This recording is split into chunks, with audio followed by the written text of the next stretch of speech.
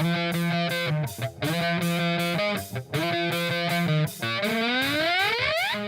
following podcast is scheduled for one fall with no time limit. Super hot fire! The greatest spectacle in podcast entertainment, Mr. Nestlemania. That was literally verbal diarrhea. I'm setting the bar awfully low. Titus O'Neil keeps running directly into that bar. Get him off my TV, get him off my TV. You make me very angry. The man who has a better IQ than you, the awe-inspiring JC. You should go work for WWE because you'd be so up far up Vince's butt. No. Oh, you are such a sucker. You You are. defend everything, all the bad moves they make. This is the Jobber Knocker Podcast. Ladies and gentlemen, welcome to another edition of the Jobber Knocker Podcast. As always, I'm Nestlemania. Alongside Variety is a returning, giving him comeback already, JC. No, I'm just kidding. I'm back, and I'm better than ever. I don't know about better than ever, but you're Always better than alive. ever. You're Yeah. alive. I'm alive, I'm kicking, I'm well, and I'm fired up because you know what? Woo! I missed a week last week that was insane in the membrane, insane in the brain. Yes. This week, much of the same WWE, just like they're literally, and it's like what I picture going on in the back because it's just Going out the window. wow. But you know what? We gotta start with the ultimate shine of the week, maybe the shine of the year, the big dog. Darn it, darn it, darn it, darn it. Roman Reigns is back. He's in remission. He got his magical big pop. And what I loved about most of this is like one of those things that's like, obviously has nothing to do with WWE because they can't plan moments like this because this is real. But the best things in wrestling are real. They let the moment breathe. They let that entrance breathe for like 8 minutes, and it was magical. I didn't want to end. If you could have done that for the whole 3 hours of the show, I would have watched. I was glued to my TV. I was at work, and like people were coming in trying to talk to me. I'm like shooing them away. I'm like, I want to live in this moment with him as he's coming out with like the crowd, crowds that have never really been behind him, Right. ever. And now it just like is the ultimate like human. It's just as human beings, and they let it breathe. He made the announcement, and that pop was special as well. He had the moment with Seth on stage. Everything about this opening segment was magical. I loved it. It makes your eyes tingle. It makes your heart tingle. So much good tingling feeling. Your eyes tingle. You better have that checked out. Yeah. Anyway, look, I was very excited to see it. I didn't get to watch it live, so I had mine on way. I mean, everybody kind of spoiled it for me. But still, the one line where it gave me goosebumps, and usually I check for goosebumps when I'm watching certain things. But he said, when I asked for hit a home run, he was like, hit one over the fence. He's like, we knocked it out of the park. Like, I was just like, oh, God. This is our yard. Yeah. I was like, oh, boy. It's just, it was fun to watch because and this is the part that drives me fucking bananas, is that you can tell that all of these people, people are like, oh, they don't have any personality, they don't have any charisma. I'm not saying that Roman Reigns does, but anybody that's in WWE, they've clearly got a personality. It's just they get shoehorned into these things. Yeah. But you let them talk as Joe and not Roman Reigns, and the crowd eats that shit up.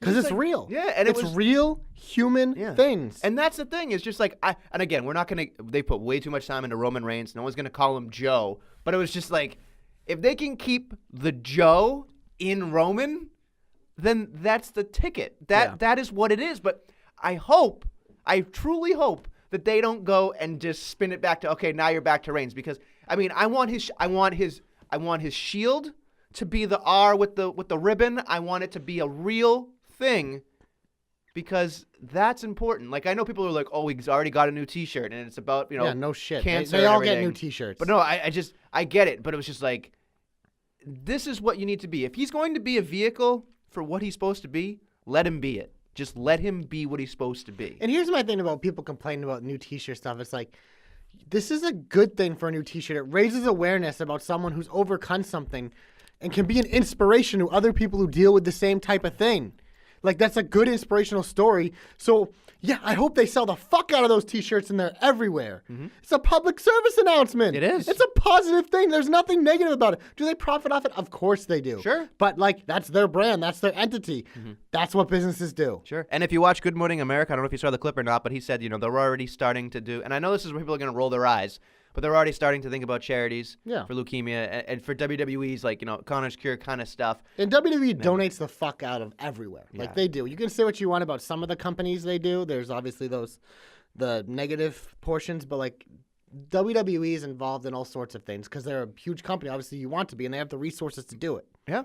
Yeah, but again, having the big dog back is great. I was surprised to see him look at the sign, and I went, Oh, he's doing something. I'm thinking I don't know to if it's a myself- match, but he's doing something. I was just like, he looks good with the Superman punches later on in the night, and I'm sure we'll talk about it. But Let's talk about that now. What Okay. did you think of immediately giving us like action? Because obviously, like you followed up the thing with an immediate promo for Baron Corbin, one of his arch nemesis, Yeah. and like with immediately to set that up again, where Corbin just does what Corbin does, just get heat. He's a heat magnet. But then later in the night, they have him come out and him and Rollins make the save on Hokey Dean. What did you think about that?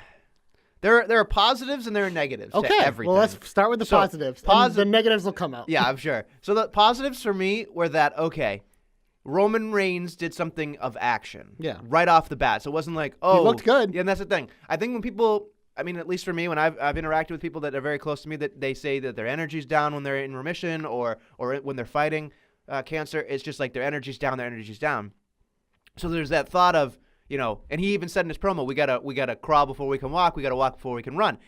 And I thought to myself, well, Jesus, maybe he'll just show up at WrestleMania and do something cool. But then he did the Superman punch, stomp, Superman punch. And He's not that far off. No, but it was interesting to me that they did that because they couldn't, people would have forgiven him for not doing it. Yeah. But the fact that he came out, and he wasn't like they beat up on him and then he did it. It was like he just came out and hit him. That was a good sign for me because I was like, okay, great. I appreciated the Seth Rollins because Seth, much like Sasha Banks, will probably be very, very emotional at the drop of a hat, and it's legit and it's feel good. But then we get to the third leg of this equation, which is beyond me at this entire portion because.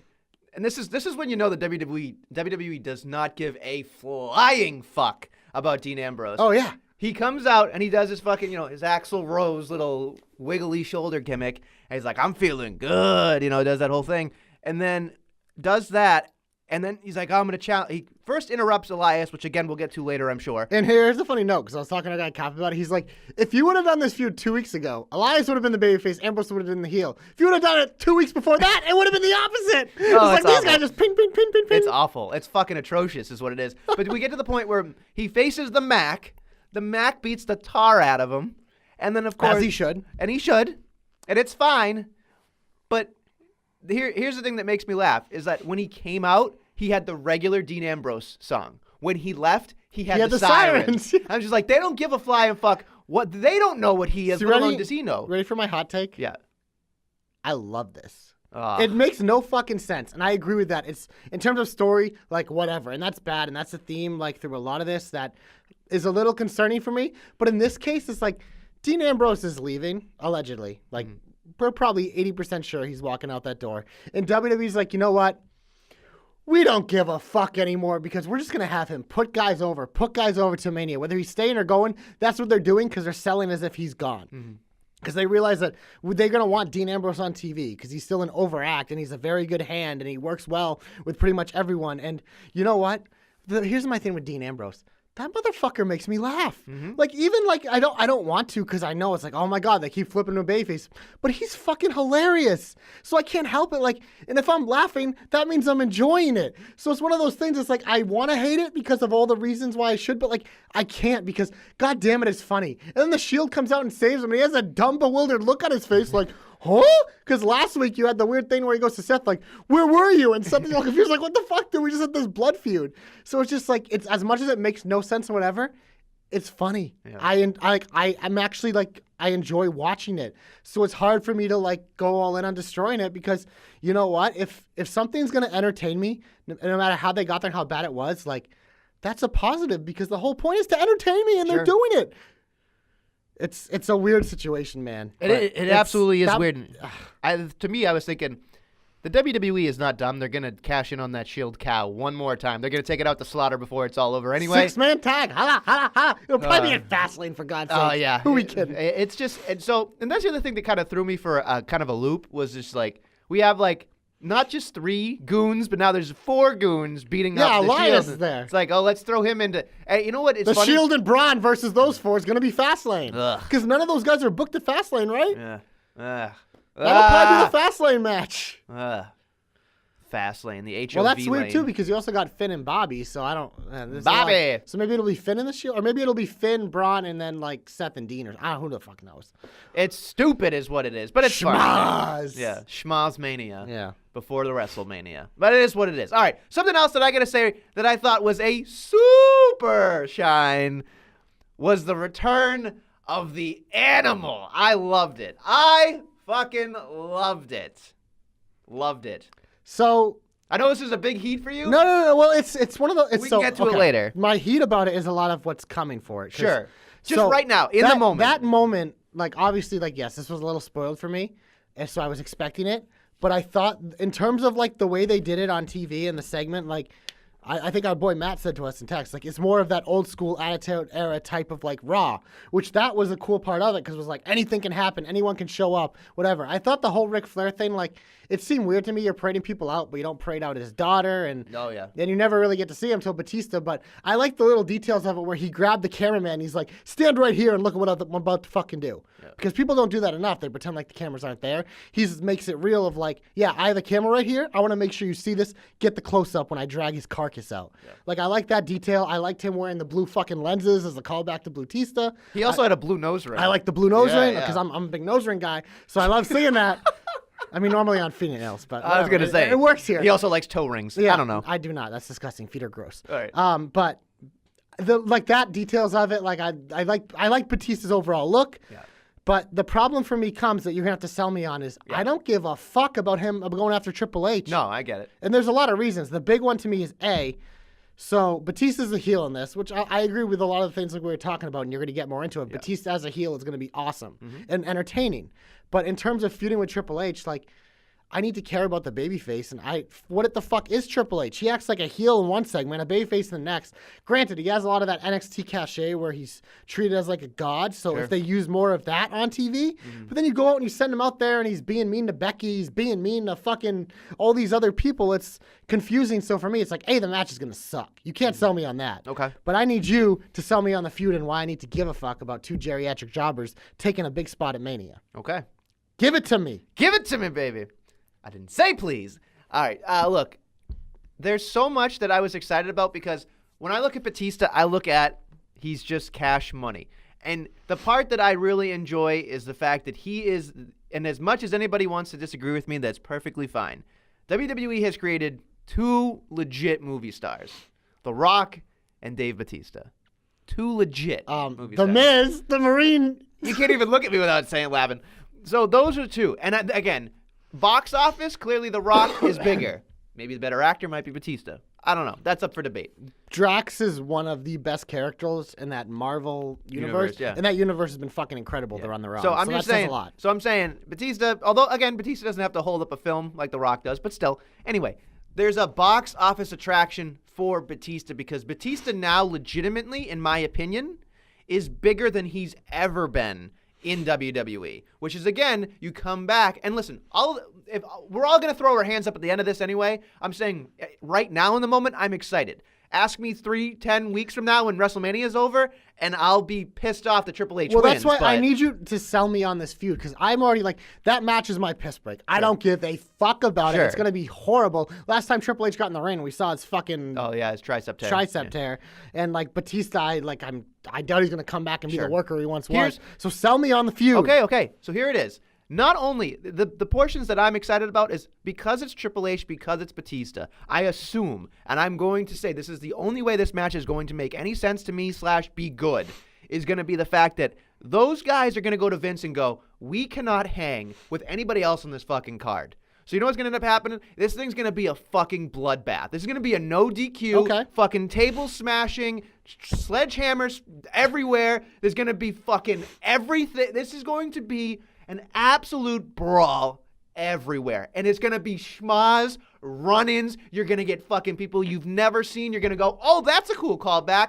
Randy Orton might fucking pop up for an RKO out of He might be busy. He might be busy, obviously. By the way, give me my fucking money right now. I want that feud.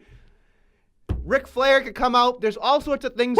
There's all sorts of things they will add to this because it is the lineage of what it was that I will look at it and go, everything wrong about Sting and Triple H, they will rectify with Batista and Triple H because they will make it work because it's going to work. But leading up to it, I tell you right now, Triple H, whether you like him or not, is going to have a serviceable way about it. He cuts good promos. He does. But they're long, but they're good. Here's the burying lead about this entire thing that I'm super fucking jazzed about.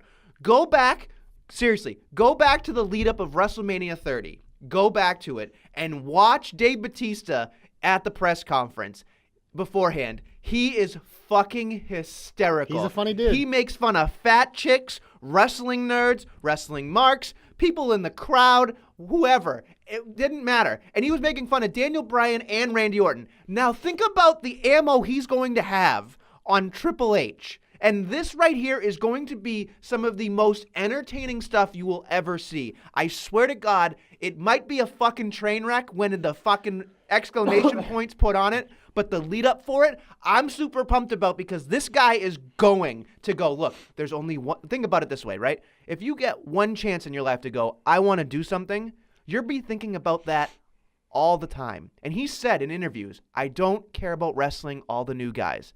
There's one guy I want to face one more time, and it's Triple H. And you got to go back to what they did when they had 3 matches in a row, and they just kept beating Batista over your head, saying, this is the guy, this is the guy.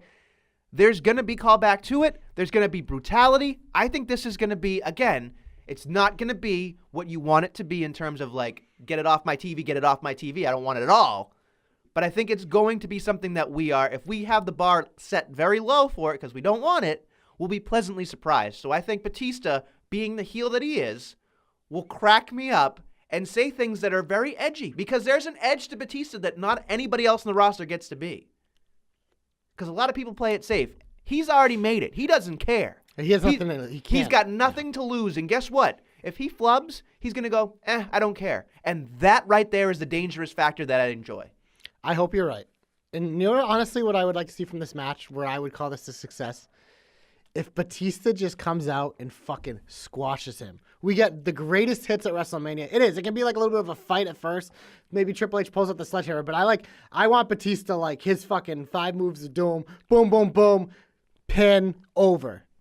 Because if these guys have like a 10-minute plus match, woof. Hey, he could walk alone. He's going to have saliva come out. That's the thing. They can really hit a home run with this, with the fucking entrances. Oh, sure. Because they can go a million different directions with this. A million different directions. Have him. That to me is the most exciting portion of it for me. Because they'll go out because they always go out for Triple H. Have them roll out a legitimate red carpet all the way down that ramp for Batista. Have the movie experience for Batista. Do all that stuff. Dude, make him Drax. I don't care. Have him come out with Groot. Have him come out with fucking... I don't make him a babyface immediately, but god damn it. He's going to be cheered in this feud, though. Oh, That's yeah. the thing. Because he's a fucking movie star. Plain and simple. And heel Batista, like... The fans like heel Batista better than babyface Batista. Yeah, it makes sense. So listen, I'm in. I know a lot of people say I'm negative Nestle, and I hate when they fucking call me that, but I'm telling you right now, I am pro Batista. I'm pro Batista. It's so weird to me that, like, of all the people, like, you all in on, but you won't get in on, like, all these other, but, like, Batista, like, he's your first fucking Rumble hope to fucking return. Like, your boner for Batista is insane to me. I don't get it, but whatever. I'm glad that you're happy, and I'm optimistic that hopefully some of what you say will be right, but I'm not that. But you know what? After that, I need a moment of bliss to recover. Oh, boy. And I need Alexa Bliss on my television because, whoa, Nelly, like... Okay. But you know what's sexier than Alexa Bliss? Finn's abs. Oh, and you know what's great? What I love and will always be in the shine, much like Mandy Rose, is when someone comments on Finn's abs on TV. Becky did it. Now Alexa's done it. Just like, you can't not talk about those things. They're just, boom, they're right in your face, those fucking abs. They're just right there, like, bam. It's distracting in a good way. Sure. But yeah, but then... we get even more fun because this moment of bliss, it always gets interrupted. The streak was broken tonight, though. Nia didn't interrupt it for the first time ever. Oh, boy. But it was Heavy betting odds. the man who's here to collect, Lio Rush. In a much different, the reason why I really like this segment is because we finally saw Lio Rush's character a little differently. Like a beaten down, like desperate Lio Rush, like who's losing everything. He cost his guy the title, the reason why he's around, the title, and his guy's mad at him that he beat him up that night, and he's still kind of mad at him. So Leo's coming out to try to fight for him, and Finn obviously tricks him into making a match, which that match was super hot. That was the best match of the week. That might have been the best match of the week for me. I think I agree with that. It was unbelievable. It was a really fun match. Unbelievable. And again, 2 cruiserweights. No, but seriously, going back to something that I wanted to say very quickly was that, so we have a mystery here that we're never going to get the answer to, and it bothers me, Joshua. Okay. That's not my name. The Ting Tings? Anyway. So we're sitting there, and she goes, I'll show you. You show me your abs, and I'll show you. And then they cut off. It is the biggest mystery since who pied Kevin Owens in the face. Yeah. I want to know what she was going to show. And honestly, I want to know what she was going to show. I think this is something that they're going to continue to call back to on this segment. That she's a flirty? No, because she flirts with everyone. She was flirting with EC3. Like, she flirts with everyone. She's Alexa Bliss. Poor buddy. If I was her, I'd flirt with everyone, too. I just want to know what she was going to show us, goddammit. That's why that got me heat on Leo, because I was just like, man, finish the goddamn segment. That's the whole point. I know. That it was worked. Effective. That's why this segment was so good, start to finish. It was good. And like, if we didn't have the Roman thing this week, this would have been my biggest shot of the week. Absolutely. And here's something else. Well, there's so much stuff. good. There's good stuff. There's a lot of good stuff. But something else that I wanted to say very quickly, everybody should retire the suicide dive except Lio Rush. And Ember Oh, Moon. my God. I'm telling you right now, the velocity behind that little man just flying through the fucking ropes and smashing people. Not fucking flying hug me. I'm talking like flying torpedo. Like, holy Toledo, there is a torpedo hanging right in my face. Smash. That right there is how you do a suicide dive. Agree. I am so fired up about that. Everybody else should just stop. Except for Ember Moon. Do you not remember how good hers were? They're good, but she's not available right this moment. I know, so, it sucks. So that sucks. So again, yeah, but he came to Lio collect. Rush. He came He to collected. collect. He collected all our respect this week. 1-800-COLLECT. But then even better, I like that immediately it leads into a backstage segment with Bobby Lashley because the storytelling in this feud has been really fucking good. Despite all the reruns, like that's why the reruns don't matter because the storytelling is good. And Bobby's pissed off at him. He's like, you went out there to get me a title match and you got yourself a title match. Like what the fuck? Like, that was probably Bobby's best promo of all time. Oh, sure. Like it was. He was angry. He was exactly. This is the whole point. Bobby Lashley needs to be an angry, mad motherfucker. All the time. And this is like perfect. And he's comfortable as that. And it's good. It's good. The dynamic is good. This Leo Bobby storyline right now is so good. With Balor, like it's just good. So, and then of course he's shoehorned in with the other stuff right now, which convolutes it a little, but like, it's just, this is good. This is good storytelling on Raw, which is why it's so fucking shocking. Yeah. I don't think there's anything else on Raw that I'm really excited about to talk about, so we should probably go over to the SmackDown. Yeah, it's half and half. All right, so here we go. Very interesting segment to start off the show, which it was a little slow until it got good. Yeah. So again, I see what they're doing, and everybody that's freaking out with the Kofi Mania stuff, they're getting what they want. Are people freaking out though? I feel like most people understood this one. That like, you know what? They were going to just give Kofi a title match at Fastlane and end it, and it was going to be hashtag JC's hopes come true. Kevin Owens, Daniel Bryan at WrestleMania. Sure.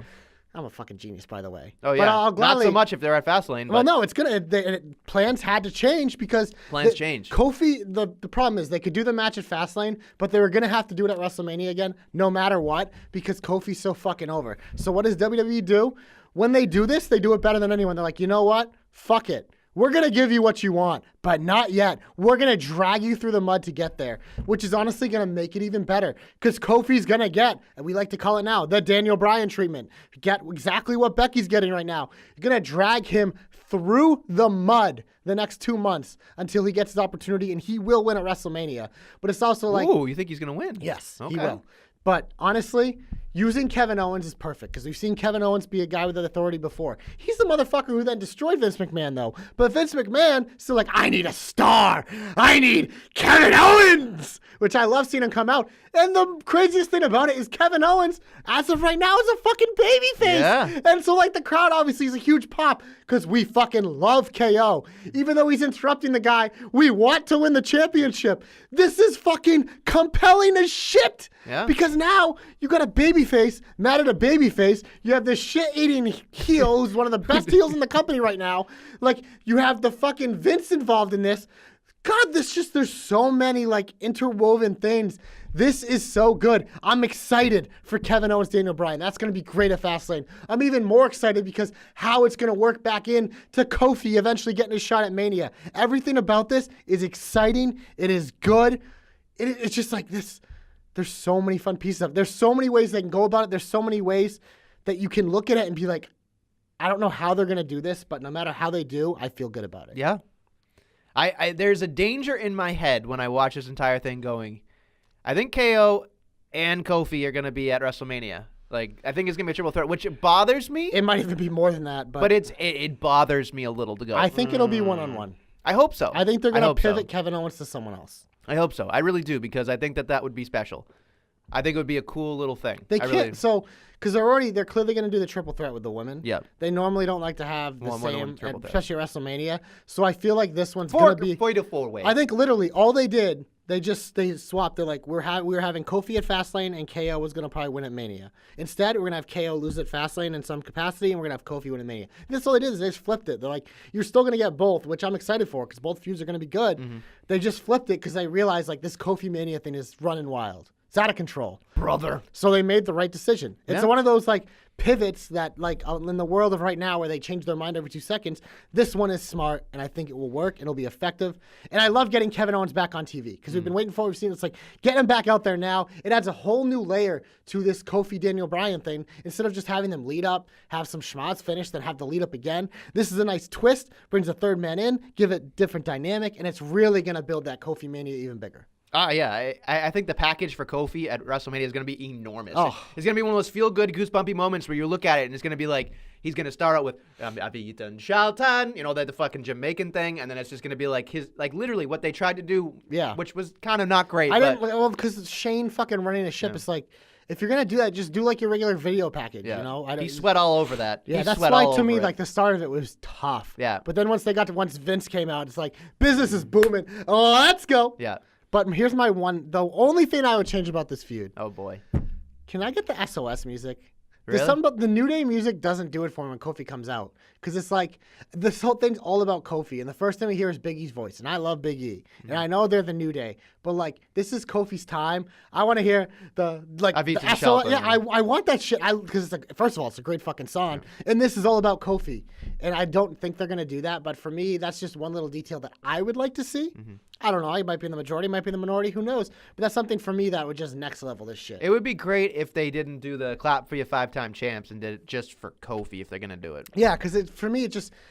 Because when you get that Kofi coming out, like, I want, like, the immediate, like, pop. Like, you always talk about with an entrance, you want that immediate pop. With the New Day thing, it's like, it's not an immediate pop because it's like, you got to kind of build towards the eventual, like, the music hit and whatever. It's like, which works when they're the New Day, but I don't think it works when it's just the Kofi Day. I don't know. That's the thing. Even if you spin the wheel, make the deal, and have Kofi be champion, I don't see it happening for a very long time. I think it's going to happen at Mania now. I like your Money in the Bank thing that you talked about last week with DQ. Mm-hmm. Like, I really like that. I think that's good. Mm-hmm. But I think that they're going to have to pull the trigger at Mania because they're just like, this is one of those, like, strike while the iron's hot. Because if you make them wait all the way, when the fuck's Money in the Bank? Right. And he's probably going to hold it for a while. Like, that's too long. Well, it's time. Daniel Bryan's going to lose to a babyface at Mania. Sure. Make it Kofi. No, again, I think it's happening. I still believe there is a chance that Daniel Bryan beats him. I don't know why. It might be. There's a real chance. He would have at Fastlane. Oh yeah. But I still think that there's the thing about WWE is they are the masters, if you said, of I'm going to give you what you want at the end, but you're not going to get what you want all the way. And I know that pisses our boy Billy off, but it's just you're going to get the same result. It's just not the way you threw it up in your own head. Yeah, but I think the way they're telling this story now, like, it makes sense that it will culminate at Mania. I hope so. Mania season. Because if not, it's like, if this feud carries past Mania and Kofi's still chasing, like that's the long fucking time. It's going to be difficult to make that compelling and not have it flame out. That's my concern. Okay. Because everything can flame out. This one, it'll take a while, but like everything can. I think that's the combination. Another super shine very quickly. I wasn't really happy about the main event, tag matches, whatever. But Kevin Owens starts using a stunner. Yeah. I'm all for it, baby. I'm all for it. If he starts doing it and starts flipping people off and doing the whole thing, I'm all for it. All for it. When they did like the weird schmoz thing with him a couple years ago, he used like a stunner in like one match. And we're like, oh, it's just going to be his babyface finisher. Mm-hmm. And then he just never really did it anymore. So I do like that they called back to it, and I like it because you're still getting the pop-up powerbomb, which is clearly going to be like more of a setup move now. But hey, listen, if there's somebody that can do the stunner, oh yeah, I think it works for him perfectly. I loved it, and I just want to say that they even made a callback to nobody does it better than Stone Cold, his idol. And I'm like, okay, I'll deal with it. It's fine. And the stunner, depending on who does it, it's like Like John Cena's springboard stunner was fun, but it's fun. Yeah, this stunner makes you nostalgic, but it also makes you give you that new generation. It's also the finisher. Cena's isn't a finisher. Exactly. And a stunner should be a finisher. Anything else? Yeah, the R-Truth Open Challenge is back, baby. Possible comeback nominee. We haven't seen him since he won. What I love about this is because another guy, like, it's just like, why the fuck R-Truth? And then the fucker makes me laugh. I know. No matter, you even tweeted about that. Like, the motherfucker's funny. And we get finally, Andrade answers, yes, title shot. Immediately, though, Rey Mysterio bumps him. And the funniest thing is just like the little R-Truth be like, my idol, John Cena. R-Truth's older than John Cena, I'm pretty sure, which is why it's so funny. And doing, what would John Cena do? And Carmella's like, well, he would do a triple threat. And he's like, well, I don't want to do that. That sounds stupid. And then he eventually does do it. So you get the match. But then the funniest part to me is I assume it's like, okay, either Andrade or Mysterio will win. Their feud's going to whatever. We're going to have that piping hot to Mania. No, they use the triple threat, then R-Truth retains. Yeah. So I was like, I didn't expect that. So that's good for me. I thought this entire segment was fun. It was something different. That was the whole thing about like SmackDown is with everything, it just felt like everything's a little different and new. I agree. It probably was one of his best matches ever. It really was, because he didn't do anything, and he just kind of was like stayed out of the way. And I was just like, this is great. But then, it sets into me going, is he going to carry this fucking thing to Mania? Yeah, and that's going to be like an 8-man ladder match or some shit. Oh, boy. I don't know. It's just like, here's the thing. If they do more shit like this, though, I'm for it, because there was something about R-Truth. The reason why there's multiple reasons they put this title on him, but the big one is that man can carry a segment and he's funny, and he can like really, and he makes everyone he's with better. Mm-hmm. So that's kind of what you want in WrestleMania season, especially when you're trying to build up new stars. So I don't know if Andrade Rey is going to be a one-on-one on Mania. That's what I'd like to see, but if they do an 8-man ladder match or something, like these 3 guys will probably be involved for the U.S. title. So here's hoping something fun happens. But again, dangerously close. If we milk the R-Truth for a while, I'm going to be like, Well, that's the thing is, as we've seen, I don't think he's going to be on TV every week. Which is something with SmackDown where it's like, especially with all this like people going on both shows and everything, it's like there's a lot of people where it's like you're going to see them like once every 2 or 3 weeks, which isn't necessarily bad. It just depends how you do it. Sure. Okay. Anything else? Yeah. So 2 things in the women's division on SmackDown. That heel Charlotte promo, much like Mandy Rose, she's #always in the shine because her fucking heel promos are fire. When they do those close-ups on her face, her facial expressions, spot on. Like the they fear me shit, spot on. It's weird that that she still pops up on SmackDown cutting a promo about the Raw Women's title. That's the weird part of it, but like heel Charlotte's good. The other part is Mandy Rose getting a title match with Asuka at Fastlane. As I've said twice already, #always in the shine.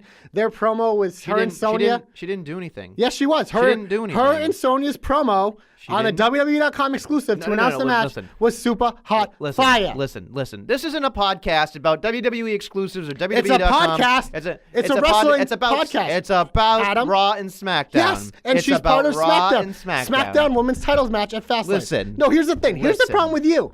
If you think that way, then you're way too in the past because the world is so much about social media and things develop all the time. That is part of the product. If you ignore that, then you're missing out on half the shit that goes on. You wouldn't even know anything about Becky Lynch if you ignore that because she made herself the way she is on social media, on fucking Twitter, by being super hot fire. So you, sir, are insane. Mandy Rose gets a title match at Asuka because she's deserving, and she's a stud. That match will probably steal the show at Fastlane. Look, you can't even not crack a smile every time.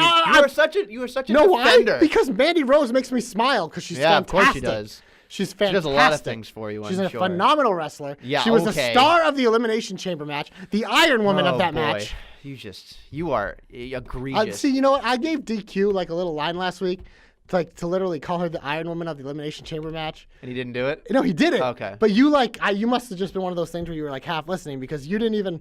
I knew it'd be a trigger for you, and you just kind of glazed over it. Yeah, but I 'cause gave him that little thing because I'm like, Dan, you need to have little things to just put in there to nestle because it'll throw him off and fluster him and make him like more entertaining. I cannot wait to use this logic on you when there's a ridiculously stupid Mojo Rawley mirror promo again that isn't on Raw, that is a WWE exclusive, and I bring it up and you're going to say it's awful. No, you can bring it up. That's part of the program. What did I just say about SmackDown? They have the less of the show, so they don't have everyone on every week. Last week was a big build for Asuka and Mandy, but now the match is ready because Mandy pinned her because she's a fucking stud. There you go. And so here's the thing: she's not winning at Fastlane. No, of course not.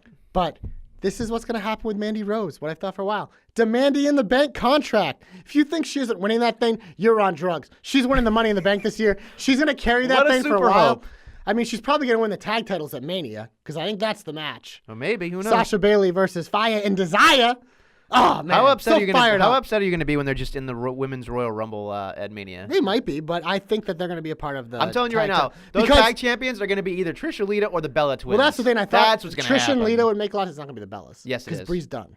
Bree's not. If you've been watching Total Divas, which is No. also part of the product. We don't do a podcast on Total Divas, You do a Josh. podcast on WWE. You need to know all the facts. They just went through all the stuff of where she fucking injured Liv and everything. And don't know why it was. Because she wasn't fucking training. While Nikki was training with Ronda, Bree wasn't training. So, of course, she's going to injure someone. But she was just talking about how hard it was, whatever, and that she wasn't ready, and this is it. She's not having fun. Nikki's going to come back at some point. We're already fired up. Can we just get to the fucking heat already? No. Is there more? No, there's not. Well, so we have a tweener. I have the transition, which I was getting to when I brought up the name Ronda Rousey just now. So here's the thing. What a segue. So the shine part of this is the story and the way they did this. I really like. I like the fact that it's just Ronda. They've shown it because she's a babyface too, getting frustrated of this is bullshit. Just give me fucking Becky. I want Becky. I'm the champion. Make the match. It's the money. Get over your fucking self. I'm fucking over myself with how much she's insulted me. I still want to do it because it's best for business. It's best for everything. And so she says, give it to me. And they don't. So she lays down the title and be like, fine. If you're going to kill it, then I'm out too. I love that detail. Know why? Because it's a fucking cliffhanger too. Because you can have Charlotte come out on SmackDown and literally ask to be crowned champion, which honestly would be fucking great if they did that Monday. Just made her champion. That would be the ultimate heat thing. It would just make it even bigger. That's why, so that part of it, so fucking effective. But you can, Ronda fucking Rousey can't fucking speak to save her life. No. That promo, oh my God, for something that was such a well-written and well-thought-out segment, her fucking promo just stampeded the whole fucking thing because that was bad. Oh, it was. I'd have to go into the Webster's dictionary to find a really egregious way of saying bad. Egregious is a good word, but seriously, not good enough. I mean, I watched that and I went, It's hard to follow what she's saying, and it's just and we've made jokes on this podcast before about. Yes, she's very intelligent. She's got big words and stuff. But why say metropolis when you can just say city? Slow down. Why not? Because look, I'm telling you right now. I'm going to use a line from 40-year-old. I think it's 40-year-old virgin. It's just never seen it. Haven't you lived that story? I'm not 40 yet. Well, you're getting there. No, I'm 29. No, you're I'm getting not there. old like you. 29. I'm not over the hill. Oh, please. People look at me. People look at you. They think that you're my older brother. Yeah, I have a beard. You have a little. That's a touchy subject. Can't grow facial hair. I cannot grow facial hair, you jerk. Thank you for bringing it up. You're I'm very welcome. sensitive. We're in the about heat, damn it! I need the fire. Give me the fire. Give me the desire to want more. Where was I? You were talking about Ronda can't talk. So yeah, it's just the same thing as Kevin Hart said it in the thing. He goes, I don't know what you just said. Kevin Hart was in the movie? Yes, he was. He was in 40-Year-Old Virgin. Didn't know. Watch it. Anyway, Nah. He goes, mind your business. Help me with the sale because I don't understand it. I'm going to take it as disrespect. When she starts talking and says all these things that clearly are SAT prep words, I'm looking at it going, know your audience. Not saying everybody's dumb, but I'm just saying... He's saying you're all dumb. You're all dumb. But no, I'm just saying looking at it going, you say gumption, someone's going to scratch their head. You go, someone has the fucking balls, somebody's going to understand you. It's just, there's so much stuff that it's just, when she says it, it's like, huh? What? To me, that's why this week was more about her pacing. Like, slow down, Ronda. Less is more. It's wrestling. Like, talk to us like we're fucking 2-year-olds. Yes. Like, that's Absolutely. Why do you think The Miz and Kevin Owens and Charlotte and all these people are so good? They talk slow so we know what the fuck they are saying out of the goddamn mouth. Take me by the hand, lead me down the story. Don't be sitting there going, I got this thing, I got this. And by the way, here's your fucking stupid title, blah, blah, blah. I'm going to go away because blah, blah, blah. It's just like, what did I just see? I get a headache. I get a fucking headache. I get a Ronda Rousey headache. You know what I realized, though? Ronda Rousey is just the on-screen version of Creative and Vince in the back coming up with ideas. I apologize to anybody that had their volume up at that point. Ugh. Well, they don't have the soundboard now, so we gotta. I'm sorry. Gotta give them the pop somewhere. Listen, I'm telling you, I'm Nerd. sorry. Listen, I'm poor. What do you want from me? I can't help it. Nestle came to collect. Yeah, I need to collect money. You know what would help Nestle not be poor, which could go to a new iPad? Buy the shirts! Pro Wrestling Tees, Jobberknocker, Super Hot Fire, Monday Night Rerun. He will use the little tiny bit of fucking rake, the almost minuscule rake we get to that, to put towards the podcast. Yes. I told him, I'm like, whatever money's made out there, put it towards making the product better. Yes. That will include a fucking soundboard. Hopefully. So buy the shirt, damn it. Buy the shirt, Fund damn the it. podcast. Fun the pod. We don't need a GoFundMe. We just want you to fucking have a beautiful shirt to wear. It's true. Buy the soft one, by the way. All right. I don't even know where else to go about this. But do you agree with me that, like, do you like the story that they're telling at least? Here's the issue with it, and I think this is the problem that, again, I can be talked into liking it. I just feel like, for me as a fan, I'm not super thrilled about it, is the fact that, okay, let's use your logic that Charlotte gets crowned champion, right? That's not logic. I just want it to happen because it's chaos. But it would be hilarious. It'd be hilarious. But here's the issue. In my opinion, I think based on where we are in this entire thing, if Becky Lynch doesn't get a win over Ronda Rousey, in my opinion, which I think is the way they're going to shift it. She'll get the win. She just won't. She won't pin or beat submit Ronda. her. But to me, that is going to be something where I will get fucking up in arms about. I think, to me, that, and I get that, like, oh, Ronda doesn't, blah, blah, blah. But what it's just, it's fine.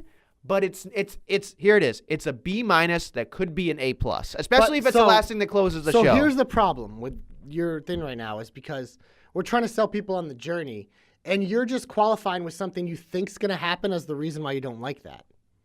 So pretend like you don't know what's going to happen. Like throw that out of your mind. The actual story that's happening right now, do you think besides the fucking Ronda can't speak, the story that they're telling, do you think it is good? Yes, okay. I do. I absolutely do. Because that's all we can really comment. We can speculate all we want on what they're going to do. Who knows? Ronda might go into Vince's office and be like, look I'm going to be gone till SummerSlam. I'll fucking tap out to Becky Lynch. I don't care. And maybe they'll do it. Yeah. But obviously WWE, if Vince makes the decision and Charlotte is all for it, she'll be like, I'll fucking tap like a fucking like I'll tap my fucking hand like Ronda talks for fucking Becky, my best friend in real life. Mm-hmm. And that's what they'll want to do. But there's always that factor where maybe Ronda goes in the office and like, look it's not going to fucking hurt me. I'm going to come back. We're going to do a 4 horsewoman feud, and I'm going to still be fucking awesome. If anything, it'll give it more juice because now Becky's legit. So she might do that. We don't know that could happen. Sure. So use that as a negative against it right now is just, it's hard to do because it hasn't happened yet. Okay, that's fine. It's the same thing with me that's with like fair. the Batista Triple H thing. Like, yeah, we know the match more than likely is going to suck, but I can't like destroy what's happening right now for it. Okay, I that's can fair. have that worry in my That's mind, fair. but in terms of right now, like what we've seen, I think is a good story. The way they're doing it. Becky, they're giving her the full fucking like drag through the fucking mud, shitty fields, like everything. Her and Kofi, they're going to be dragged together. 2-horse race. Drag them all the way to Mania until they get their moments. That's true. And I honestly, that's a good way to put it, but I think going... But it's hard. It is hard because the same thing with me. It's hard to, when you expect something to happen. That's why if we get something else, it'll be really special. Either way, it's going to be special, but it could be like... That's the beautiful thing about wrestling. Sometimes they do something, they zig when you think they're going to zag. They're gonna do something special, I'm sure, especially at the end. I mean, we know Becky's winning. I just don't know how we're going to get there, and that's fine. I think it being so under a microscope, being that it's going to be the first women's main event. I think they're putting all their big guns into it. I just hope that That's why I like the triple threat, because I think it'll improve the work rate because you just have an you extra said body. work rate. Oh, what a fucking No, mark. why? Because I know you don't like it. I hate that word. I know, that's why I used it. Fucking We're in the hate heat. that word. We're in the heat. We're starting to get along again. Nothing sounds worse than someone's like work rate. Their work rate. Their work rate is so great. You know what I'm telling you right now, nobody fucking uses that term except for fucking nerds. That's why I said it to you. Ugh. God. You went down in my book after that. that's- You went down in my book. You never get what I'm doing to you, do you? I do. Not until it's too late. Not until it's too late, and I fucking hate you. All right. Anyway, anything else? Because I think it's time for something else. There's a lot of heat. Well, we're already 45 minutes in the program. Come on, push it real good. Okay, well, we'll get to the part of my biggest heat of the week. Yeah. Fucking Revival, already in the ring, don't see the titles, get no entrance, lose to a tag team that's not even a fucking tag team. So you call up two of your biggest NXT stars last week, single stars. Aleister Black, former NXT champion. Ricochet, former North American champion. Two great single stars. You have them together because why not? Whatever. But you want to have them win, fine, because you want to show off what they can do. But why the fuck are they beating your tag team champions the week after they lost to another NXT duo, which hasn't been a duo for over a year? You're having them lose clean. They don't get an entrance. You could have swapped out the Revival for the Ascension and it wouldn't have made a difference because the match wasn't long enough to be good anyways, because it was sloppy because these guys clearly haven't worked together ever. No, it just looks whatever, bad. but it's you could have literally just put the Ascension in this match. It would have had the same effect because you would have saw the Black Mass. You would have saw Ricochet flying around because this match was all about let's show off how badass these two motherfuckers are. They did that on SmackDown and it was fine. Exactly. They did it against a team that wasn't really a team. Right, and that which made is more sense. effective. Yeah. So why the fuck is it going against the Revival? You want to get the Revival on TV? Put them backstage. Sure. You had Rude and Gable fucking watching TV. Just have a backstage segment. And have, literally, it just makes no goddamn sense. I do chuckle when they're like, top guys out. It's like, dude, top guys win. Yeah. Top guys fucking did you win. Did you see what Dash tweeted today? No. He tweeted, the important thing is the Revival has never lost a title defense. Boom! That's the stupidest logic I've ever heard. It's true, in my though. life. They haven't. I know that. I'm not saying Just that it's like not Mandy true. Rose has never lost a SmackDown Women's title match. Because she's never been in one. Yeah, neither has Kofi. So suck it, bitch. No, that is the stupidest The argument Revival's ever. the anti-Sasha. Sure. You know what that means? They're going to fucking win tag championship matches and they're going to lose every goddamn thing. And I got to listen to It's you not on good. this program. But again, you're valuing wins and losses in a universe where they tell us they don't matter. I would prefer it. Which I agree, but that's you should go watch AEW because Cody Rhodes said they're gonna matter. So Cody. yeah. Listen, you took the words right out of my mouth. That was a sloppy fucking match. I don't Yeah. care what anybody says. And Ray was like, see, they don't care or whatever. It's just like, no, they should care because that was a fucking train wreck. But there were a lot of train wrecks this week. The problem that this feels like to me, it's like, shit, we're not going to let you out of your contracts because we want to keep you because you're a really good tag team and people like you. And we at least want to keep you through your contract. So you're still not going to win, but we're just going to give you the titles to make you Right, happy. exactly. But it's like, I don't know, maybe they're doing it as a troll, but it's just, to me, it's like these 2 straight weeks is weird. You also, speaking of DIY, they were advertised to wrestle on Exactly. SmackDown, then didn't. Whatever. It was Wonderful. It was the Hardys, which cool. Matt Hardy's back, but more on the Hardys than my hope. That's why. So we'll talk about that later. But the other thing to me is sticking with the tag team thing. That backstage segment between Heavy Machinery and the Ascension was one of the worst backstage segments ever. That was fucking horrible. That Otis, I don't know if he lost his lines or if that's what he was supposed to do, but that was bad to watch. I didn't know what the fuck was going on. Wasn't good. Plus, the one team Heavy Machinery has wrestled over and over again has been the Ascension. I don't know what they're like. That's the weird thing about them just shoehorning in these other NXT call-ups. You already had all these new characters, and now it's like we haven't seen EC3 at all in the last 2 weeks. He's been on main event. Heavy Machinery, who we were kind of pushing, is just kind of whatever. being weird. Yep. Lacey Evans is the only one I like what they're doing with because you see her on every show, and it's little pieces, but that's honestly, to me, that's how you build someone who you're actually going to be serious about instead of just throwing them out there and having matches. They're building intrigue with her. It's weird and people whatever, but it takes literally a minute of time. You're getting familiar with her entrance, her look, and what she does. But the rest of them, it's just, I don't know what the fuck's going on. No Nikki Cross this week either. There's a lot of stuff that didn't happen. There's a lot of confusing, stuff. But defend your boy Otis, can you? I don't think you can. No, I'm not. Listen, there are a lot of arguments that I do in this program. That is not one of them. I'm willing to die on that hill. I'm sorry. I don't know what that did for anyone. It's just like he's in the what do they call them? In the dumpster eating cheeseburgers. It's like, first off, cheeseburgers are delicious. Secondly, nobody would ever throw away a cheeseburger in a dumpster. Daniel Bryan would. Well, yeah, Daniel Bryan. Maybe he was. Maybe Daniel Bryan was at Raw. That's true. And it's just the whole thing was just kind of like there are a lot of things. Weird. It's just weird. It's just a lot of weird shit. All of this stuff is kind of like What else you got? We got Nestle Quick Heats or more? Oh God, we are like way over at this time. Who cares? It's a week. Cap wants longer shows, so we'll give them people what they want. One people. One perpin. Yeah. One perpin.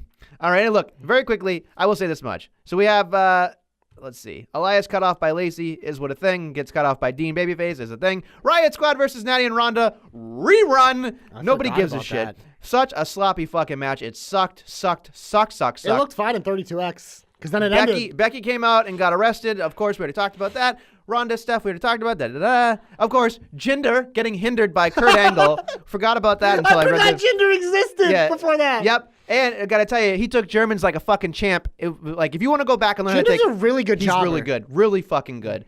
And that was awesome. And then we get to... we already talked about Heavy Machinery. God bless them.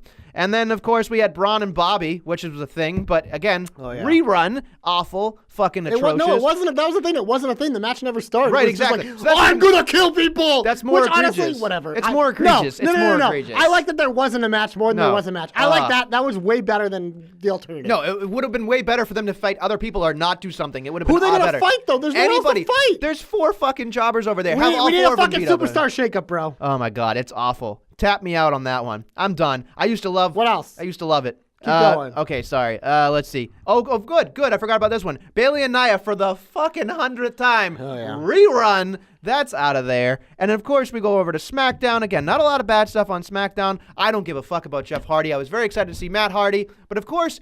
Jeff Hardy does what I like to call the fuck you sunton, where he just lands on the guy now instead of going over. Because I'm too fucking old to do the move. Then don't do the fucking move. Anyway, that's what I have to say about that. I like that logic. I'm just saying. Nakarusev versus Ricochet in black, great fucking match. Loved it. It was a great fucking match. Made no goddamn sense with the promo backstage with Lana. How frustrating is that? Because those are 4 guys I want to watch wrestle, but it was just like, I don't know. Here we go. Ready? Yep. Last segment that I think is atrocious. AJ Styles promo with Kayla, who they both botched it, and then Randy Orton, just being a fucking professional, looks at him and goes, "House you built?" and then walked away. That's all I had to do. Go. That's all I wanted. And again, those are all my heats. That's what I got to say. There's a lot of weird shit going on, but again, it is what it is. Yeah, that's just like literally. What do you? Never mind. Yeah. I was going to say Shakira all of a sudden. Your hips don't lie. When you talk like that, My you breasts are make a humble woman and go small mad. like mountains. Sing, Shakira, sing. Go to your hope, damn it. All-time favorite song. Go to your it's hope. up there. Go to your hope, damn it. Hope is, I mentioned it earlier, it's going to be about the Hardy Boys. But you know what, to me, I don't really... So, okay, here's a weird thing before I get fully into this. It's like, again, Raw doesn't have legitimate tag teams. Matt Hardy, part of the Raw roster. Last time we saw him, he was Raw Tag Team Champion. Mm-hmm. Ends up on SmackDown. No trade or anything, just is. Just is.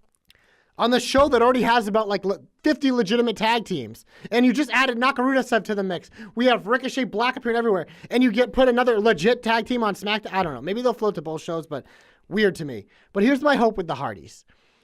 Because they picked up their 1-year option for their contract, so they at least have 1 more year left of doing it. And I'm fine with them together.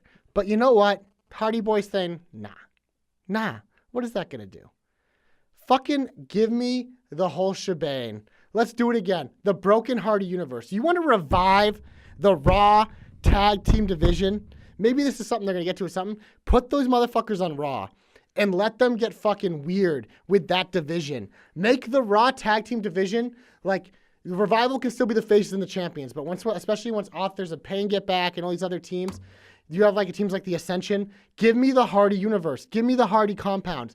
Start it in WrestleMania season. Let's get this shit lit, because this is how you can get eyes on these Raw tag teams. Get eyes on how good the Revival is at wrestling. Get eyes on these young studs, the Authors of Pain. Get eyes on whatever other teams you need. Get eyes on this division period, which has sucked, because we got a little taste of the Hardy universe. And it was good. I enjoyed it. I thought it was fun. They did a nice job with it. So give me more of it. Because we got plenty of standard wrestling, especially WrestleMania season. We got a lot. Start to build this. Maybe it isn't at Mania, but maybe it's something that like really kicks off after. But my hope is that we just break the fuck out of these two. We go all in on it. We try it because that is what interests me about the Hardys. That's why Vince wanted them back. That's why they came back. We did not for the da-na-na-na-na-na, whatever, like two old guys trying to wrestle, whatever. We don't want that. I want the broken universe. Use it as a device to rebuild the Raw Tag Team division, make it interesting. That's my hope. JC's hopes come true. JC knows. Break me, motherfucker. Wake that shit up. Woken. Break me. Well, yeah, I forgot they call it Woken in WWE, but you get the point. Well, that was a long-winded hope. All right.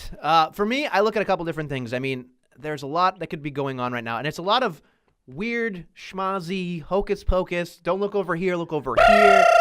My hope is very simple and very, very elegant. I think it would be that we need to continue during this entire stretch all the way to WrestleMania. And, of course, as we get into Fox picking up SmackDown, we need to be able to have that sense of anything can happen in the WWE. This is the first week, and I would say a very long time where you had that feeling of anything can happen. I think there's little things here and there that would be fantastic. Like when Truth called out John Cena, like saying that when John Cena returns, I want him to be a part of the open challenge, or I want him to be a tag team with R-Truth, like as a joke for one night. I want like little things like that you wouldn't expect, right?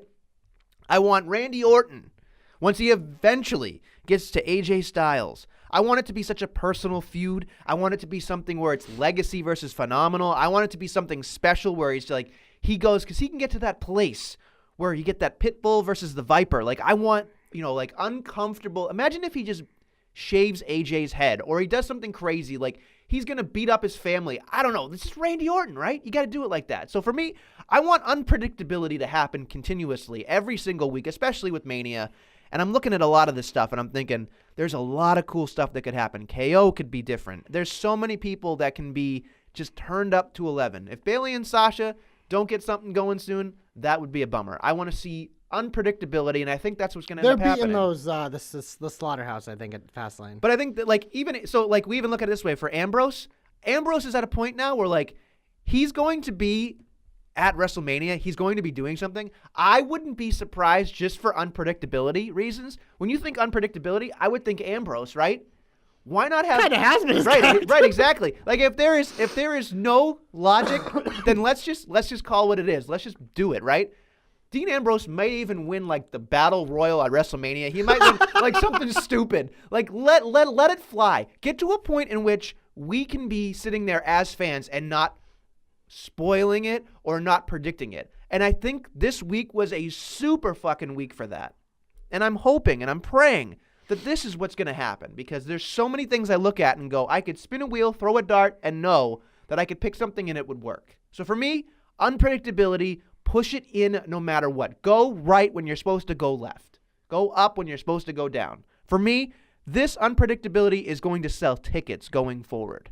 And I'm all for it. Give me what I want, but when I least expect it. That right there is money. That's my hope. Cool. I think your hope, there was a lot of that this week. So I'm hoping for the continuous. It feels like an old school WrestleMania season finally. Yeah. It's just like, woo! That's what we want. We want a fucking tornado. Yep, that's the new world that we live in, is just chaos and random. And give it to me now. Sorry. I heard chaos and maybe come back, baby. For me, God, there's literally a million people who can do it, but there's only one man that deserves it more than anyone. Darn it. Joe and Noe. Joe and Noe. Did I say it right? Anoe? I can't say it. It's fine. I'm bad at pronouncing things like that. But Roman Reigns gets my comeback. He's a stud. He's beaten leukemia. Which is fucking amazing. So I don't know. Yeah, leukemia didn't put him over. Yeah. That guy's awful. No, he did what he did. They jobbed out to him, as they should. So it's true. Roman Reigns, fucking stud, gets my comeback, deserves it. Yeah. Who you got? No, I'm just kidding. I want to give it to him, too. No, I'm going to give it to Blue Tista. I am so excited that he is back. I know everybody's going to throw trash at me when they see me. I don't really care. Look, I love the blue sunglasses, the blue nose ring. I love the unpredictability. Here's the thing. When he came out, normally they have the regular, shot something's backstage. I like the weird, really ultra wide shot of him grabbing the camera guy, and then you get to see the camera guy the way it was. Like, I appreciated that setup. It was a movie feel. It looked great. I think, again, he's going to give that shot in the arm that WrestleMania needs. Again, I do not believe that he is going to sell what you want him to sell in terms of, he gave me an eye roll, but I mean, I know what he's there for. He's there for more eyeballs. That's all he's there for. You know what he's there for? To promote the fucking movie. As he should be. But that's WWE fine. should be all in on that shit. That's fine. I'm just saying right now, all I'm saying is I would much rather a Batista than an Undertaker than anybody else. God, you're not getting an argument from me on that. I'm just saying, at least this guy can still move. So you know what? And this guy can cut awesome fucking promos. So for me, that's the thing. You can sell me on the lead. I will tell you right now, Triple H, yeah. But the rest of it, blue Tista, green Tista, Tista, I don't care what it is. Why is he green? He's like purple, or isn't he? Any color will do, Josh. Weird. I'm excited because Gamora's green. I at least watch the movies. It's exciting to have a real movie star in the WWE. That's what I have to say about that. A real movie star. Sorry, Miz. The Miz is a real movie star. Direct to DVD. Yeah. It's fine. It's fine. All right. Anyway, I think we're into the big finish. I don't think anything is advertised. Is there? I couldn't see it. Well, that's the thing. They announced it over the weekend now. Like, they put out those graphics, so, yeah, I wouldn't... But they forgot about the Miz and Shane and the Usos. Well, okay, right? So this is the weird thing. I'm glad you mentioned Usos. I got home at midnight last night because that awful Celtics-Raptors game, and I had to fly through SmackDown, so I'm going to rewatch some of the actual matches, like especially like that tag match. Yeah. Because I kind of flew through it. They literally teased towards the end of the show. They're like, coming up next, we're going to have the Usos on SmackDown Live. And then they come back, they show a Roman Reigns package. I'm like, oh, they're going to have him talk about Roman Reigns. They just dropped it, yeah. They, like, teased it, but then they're like, oh, shit, we're out of time. And, like, immediately Kofi came out. I confused the fuck out of me. Yeah. I was like, did I fast forward too fast? But then I was like, no, they just literally skipped it. They didn't do it, yeah. But again, the theme of SmackDown. Last week was big for Uso, Shane, Mandy, Asuka.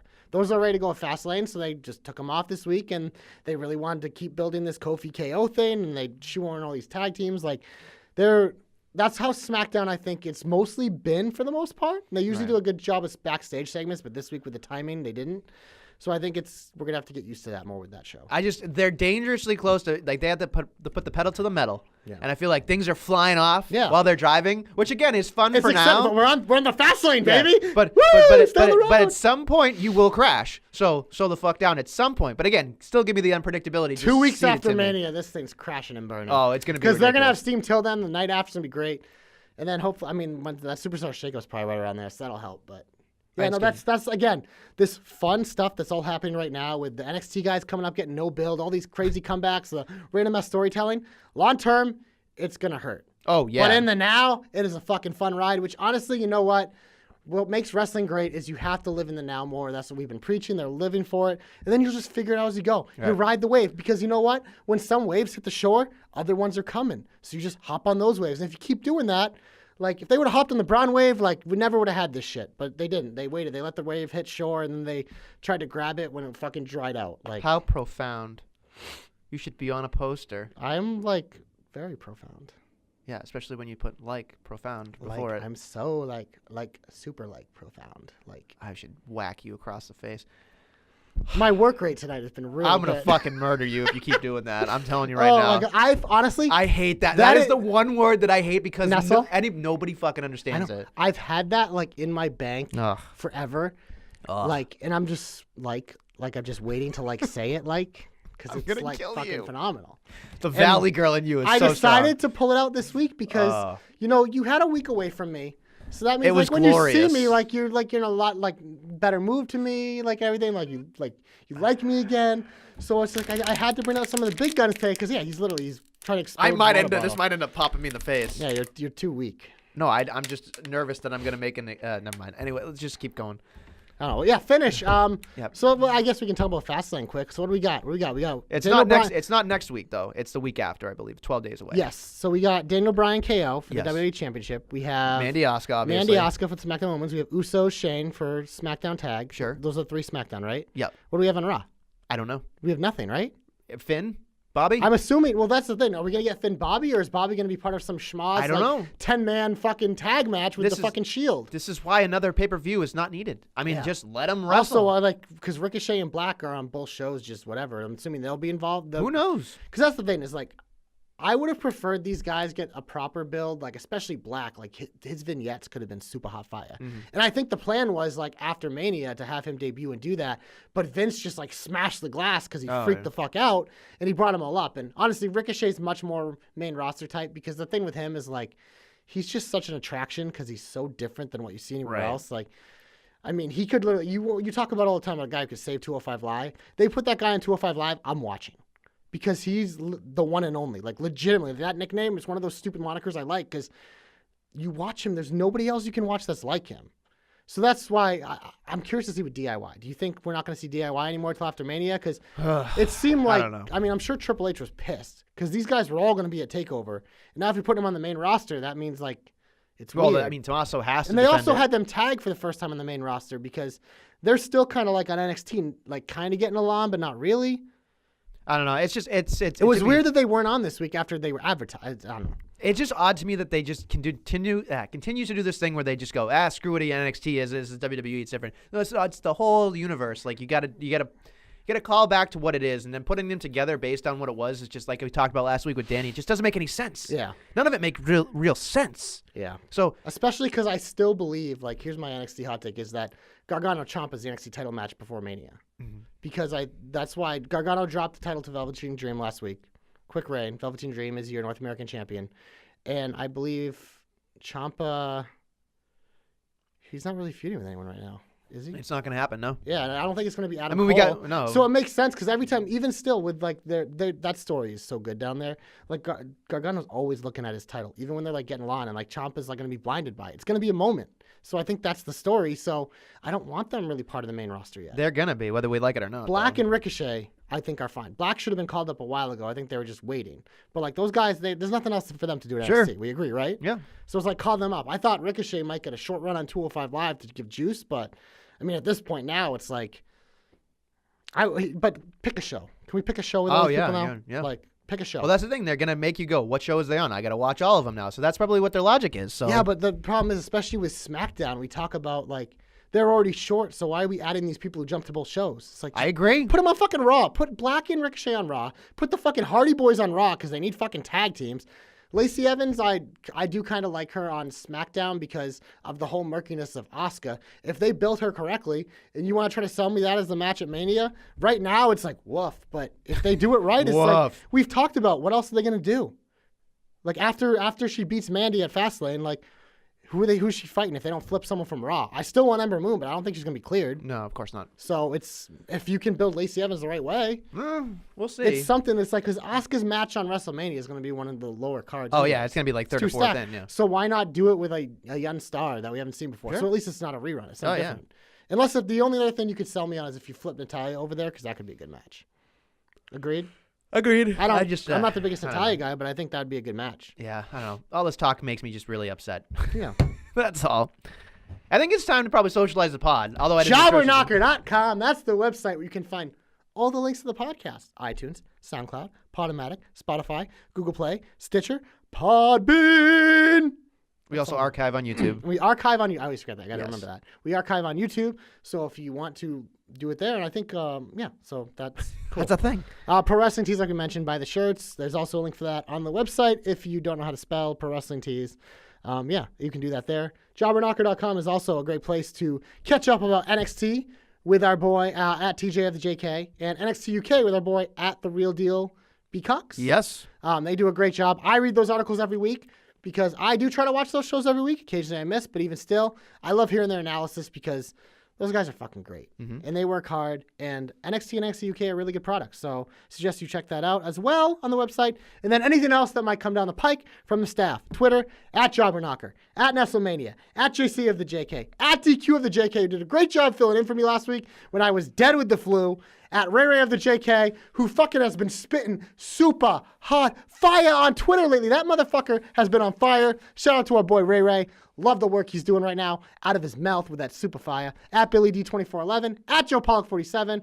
I already talked about TJ and Brandon. Yep. So is that everyone? I believe that's everybody. Facebook Jobberknocker, Instagram Jobberknocker. We are everywhere you want to be on social media, podcasting websites, and the world of the universe of life.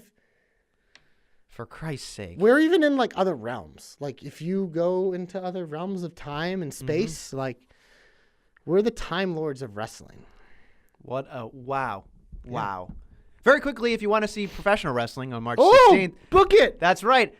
Proving Ground presents Level 3 on March 16th, 316 Austin 316 Day in Peabody, Massachusetts at the Knights of Columbus. It's going to be fun. It's headlined by the very first crowning of the Proving Ground Championship in a 5-man ladder match, cash bar. There's a lot of stuff going on. How do the people get tickets? They get tickets. They can go to provinggroundbrand.com. It's a .com. It's a .com, and it's right there. Tickets, I believe, are $10 right now. There'll be 12 at the door, so it's probably better for your wallet to buy them now. Yeah, buy them now. So use again, those $2 to buy beer. and everything goes to the Northeast Arc, which helping a lot of special needs people. So it's a really good cause. All proceeds go to that. It'll be a great night. I'll be there doing commentary with Chad Epic, which I'm not really thrilled about. But again, March 16th, Austin 316 Day.